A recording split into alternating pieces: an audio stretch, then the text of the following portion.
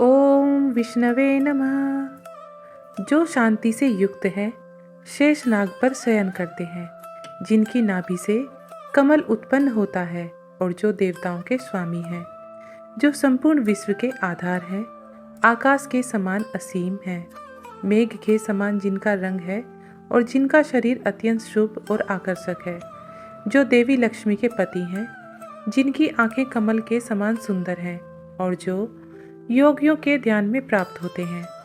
मैं उन भगवान विष्णु को प्रणाम करती हूँ, जो संसार के सभी प्रकार के भय को हरने वाले और समस्त लोगों के एकमात्र स्वामी हैं। बोलो श्री विष्णु भगवान की जय। कार्तिक महात्म्य पहला अध्याय। नैमिषारण्य तीर्थ में श्री सूत जी महाराज 88,000 शौनकादिक ऋषियों से बोले, अब मैं आपके सामने कार्तिक महात्म्य की श्रेष्ठ कथा कहता हूँ, जिसे सुनकर मनुष्य सब प्रकार के पापों से छूटकर वैकुंठ को प्राप्त कर लेता है। सूत जी ने कहा, श्री कृष्ण जी से आज्ञा लेकर नारद जी के चले जाने पर सत्यभामा प्रसन्न होकर श्री कृष्ण जी से बोली, हे नाथ, मेरा जीवन सफल हो गया। मेरे माता पिता भी धन्य हैं, जो आपकी 16,000 रानियों में मैं अत्यधिक प्यारी हुई। मैंने वह कल्प वृक्ष आदि आपके साथ नारद जी को विधि पूर्वक दान में दे दिया, परंतु वही कल्प वृक्ष मेरे घर में सदा लहराया करता है, जिसकी बात को मृत्यु लोक में कोई भी स्त्री नहीं जानती। हे स्वामी, अब मैं आपसे पूछना चाहती हूँ, सो विस्तार पूर्वक कहिए, जिसे सुनकर मैं अपने हित कार्य करूँ, जिसके करने से कल्प पर्यंत भी आप मुझसे विमुख न हों। सूत जी कहने लगे, सत्यभामा के ऐसे वचनों को सुनकर श्री कृष्ण जी ने हंसते हुए कहा, सत्यभामा की बाह पकड़कर कल्प वृक्ष के नीचे गए और बोले, हे प्रिय, 16,000 स्त्रियों में से मुझे तुम प्राणों के समान प्यारी हो। तुम्हारे लिए देवताओं और देवराज इंद्र से भी मैंने विरोध किया था।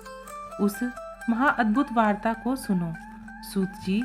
सूत जी बोले, एक दिन श्री कृष्ण भगवान ने सत्यभामा के साथ गरुड़ पर सवार होकर इंद्रलोक में जाकर कल्प वृक्ष मांगा। तब इंद्र के न देने पर गरुड़ का इंद्र से घोर युद्ध हुआ। हे प्रिय, जब मैं तुम्हें हर चीज दे सकता हूँ, हर एक कार्य पूरा कर सकता हूँ, तो क्या तुम्हारे आश्चर्यजनक प्रश्न का उत्तर न दूंगा? यह सुन सत्यभामा बोली, हे प्रभु, पूर्व जन्म में मेरा कैसा स्वभाव था, किसकी पुत्री थी, मैंने कौन से दान, व्रत या तप नहीं किया जिससे मुझे मृत्यु लोक में जन्म लेना पड़ा, और ऐसे कौन से शुभ कर्म किए कि यहाँ आकर आपकी अर्धांगिनी हुई और आप गरुड़ पर सवार होकर मुझे साथ में लिए इंद्र आदि देवताओं के स्थानों में फिरते हो। तब भगवान बोले, हे कांते, तुम पूर्व जन्म में किसकी पुत्री थी और कौन से पुण्य और व्रत आदि तथा शुभ कार्य तुमने किए थे, वह सब कहता हूँ। पूर्व समय में सत्ययुग के अंत में मायापुरी में अत्रि गोत्र में वेदों और यज्ञों को जानने वाला देव शर्मा नाम का ब्राह्मण रहता था। वह रोज अतिथियों की सेवा, हवन और सूर्य भगवान की पूजा करता था, इसलिए सूर्य की तरह तेजस्वी था। उस ब्राह्मण के बुढ़ापे में एक गुणवती नाम की कन्या हुई, जिसका विवाह उस पुत्रहीन ब्राह्मण ने अपने चंद्र नाम के शिष्य के साथ कर दिया और वे दोनों पिता पुत्र की तरह रहने लगे। एक समय वे दोनों कुशा और समीधा लेने के लिए वन में हिमालय की तलहटी में पहुंचे, तो उन्होंने एक राक्षस को अपनी ओर आते देखा, जिसके भय से उनके शरीर शिथिल हो गए और उनमें भागने की शक्ति भी न रही। तब राक्षस ने उन दोनों को मार डाला। उनके धर्मात्मा होने के कारण मेरे पार्षद उनको बैकुंठ में ले गए।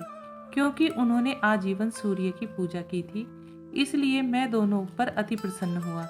जब वे दोनों विमान पर चढ़े हुए सूर्य के समान तेजस्वी रूपमान चंदन और माला धारण किए हुए बैकुंठ में आए, तब मेरे पास दिव्य भोगों के भोग को भोगने लगे। इस प्रकार यह प्रथम अध्याय पूरा हुआ। ओम विष्णवे नमः।